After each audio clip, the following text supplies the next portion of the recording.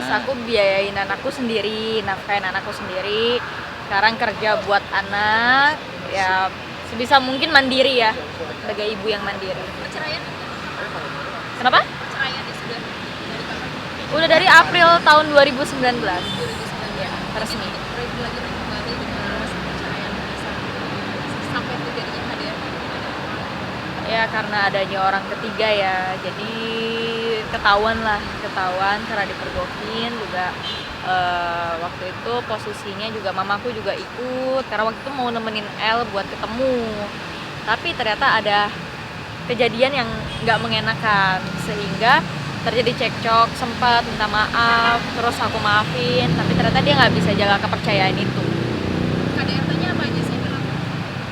Lempar spons cuci piring ke muka. Dan itu depan anak? Ya, depan anak. Yang bikin sakit hatinya sih pada saat waktu itu busanya nempel di dahi anak, jadi kayak merasa, aduh lu nggak pantas deh jadi bapaknya.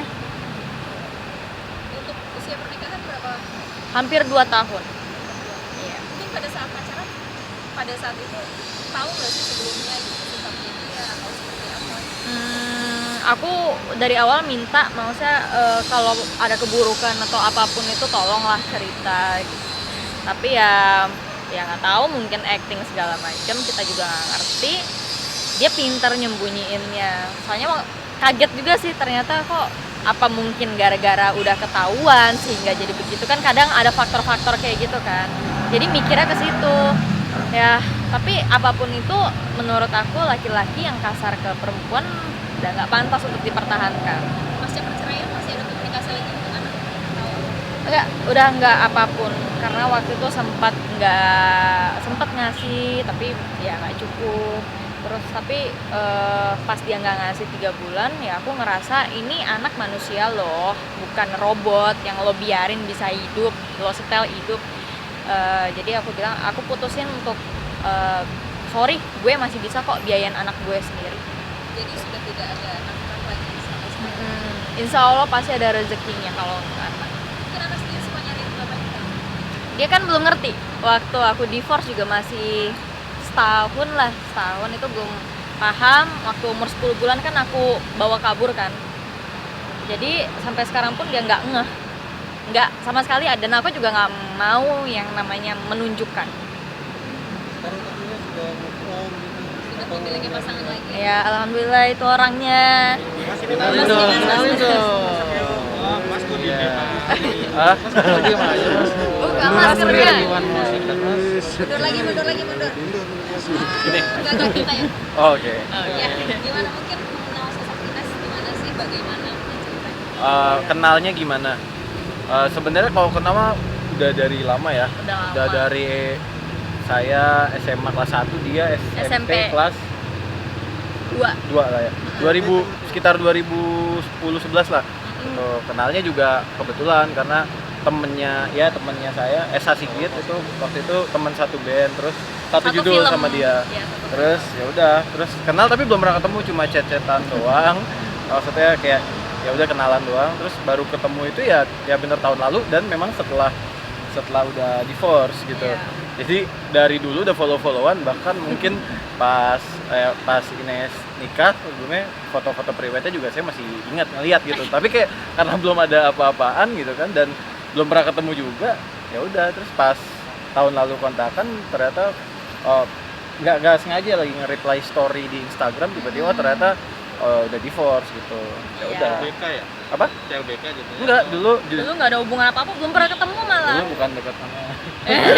Ya pokoknya dulu intinya kenal tuh cuma temen, ya udah kenalan doang, dikenalin dari si Esa. Tapi diam-diam mengagumi Ines gitu. Dulu jujur enggak. Dulu malah ada temen satu judulnya Ines yang Iya, lain. yang dia taksir. Nah itu aku deket. Jadi karena itulah aku coba follow Ines juga, kenalan Ines juga. Maksudnya waktu itu ya biar deket sama temen-temennya. Tapi ya ternyata nggak jadi sama yang itu, jadinya sama yang ini gitu. Tapi sebenarnya kamu ada trauma nggak sih sama yang hubungan terdahulu gitu? Makanya kamu sekarang Aku rasa kalau aku trauma nggak mungkin aku bisa jalin hubungan lagi kan. Tapi karena aku mikir setiap orang pasti berbeda-beda, ya dari akunya aja yang harus lebih teliti lagi gitu. Jadi jangan bergantung sama bener-bener karakter orang. Jadi dari kitanya juga, oh dia begini, oh sejauh ini masih fine-fine aja kok. Berusaha meyakinkan ini seperti apa sih gitu, karena kan ini pernah gagal ya, pasti akan ada perhitungan lain yang akan dikasih. Berusaha meyakinkan ya.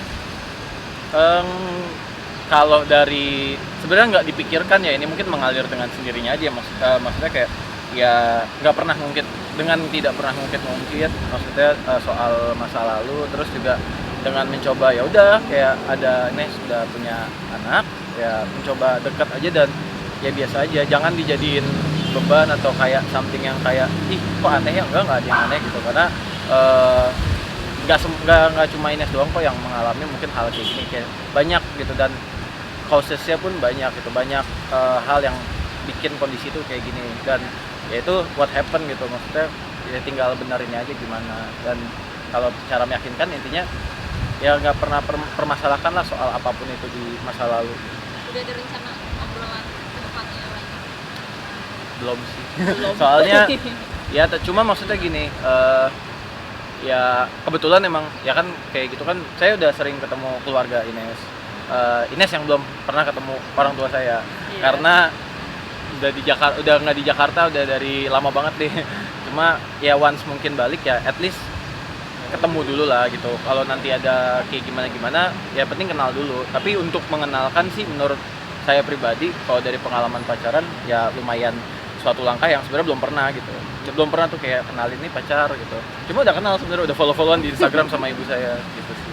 Dia sendiri untuk terkait status sempat mikir nggak sih kalau ketemu yang